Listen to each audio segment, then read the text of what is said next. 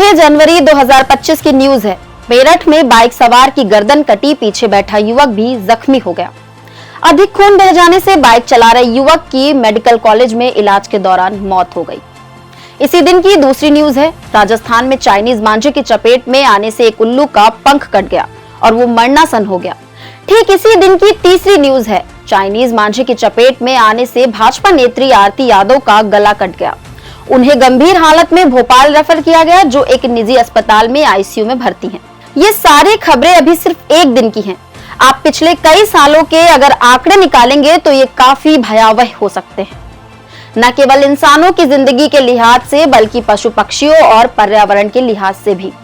Chinese मांझे के इस खतरे को देखते हुए साल 2017 में नेशनल ग्रीन ट्रिब्यूनल ने यानी एनजीटी ने इसे पूरी तरह से बैन कर दिया था। लेकिन हम भारतीय अपनी आदत से बाज नहीं आने वाले हैं। वो चाहे बेचने वाले हो चाहे खरीदने वाले हो, दोनों लोग धड़ल्ले से इसका इस्तेमाल कर रहे हैं और लोगों की जिंदगियों से पशु पक्षियों की जिंदगी से लगातार खिलवाड़ हो रहा है।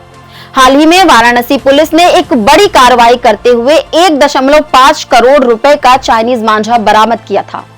वाराणसी पुलिस ने अब तक 16,000 किलो चाइनीज मांझा जब्त किया, जबकि 20 लोगों को इस मांझे के साथ गिरफ्तार किया गया है। चाइनीज मांझा सामान्य मांझे से बिल्कुल अलग होता है। इसे नायलॉन और मेटालिक पाउडर से तैयार किया जाता है, जो इसे सामान्य मांझे से कई गुना मजबूत और खतरनाक बनाता है। ये प्लास्टिक जैसा दिखता है और पतंग उड़ाने वालों के लिए बहुत आकर्षक होता है, क्योंकि ये सामान्य मांझे से कई ज्यादा ताकतवर और धारदार होता है। इस वजह से पतंगे एक दूसरे से आसानी से नहीं कटती और इनसे पतंगबाजों की संख्या में वृद्धि हो रही है, लेकिन ये कई मौतों और गंभीर चोटों का कारण बन रहा है। वाराणसी, मेरठ और बरेली में चाइनीज मांझे का आतंक सबसे ज्यादा है।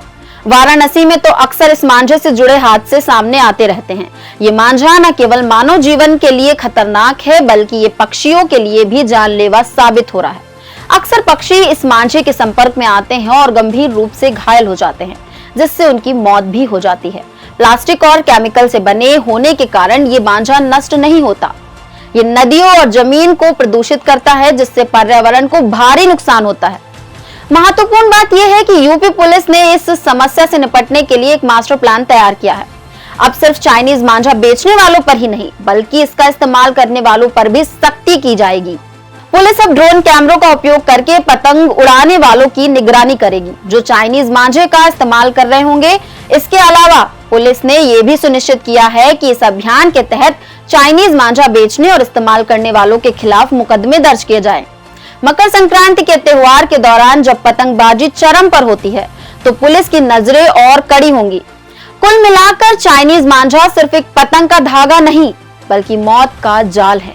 हमें समझना होगा कि एक छोटी सी लापरवाही कितनी बड़ी त्रासदी में बदल सकती है। आसमान में उड़ने का सपना सभी का होता है, लेकिन किसी की जान की कीमत पर नहीं। आइए इस खतरनाक मांझे को जड़ से खत्म करने में अपना योगदान दें और दूसरों को भी इसके लिए प्रेरित करें। धन्यवाद।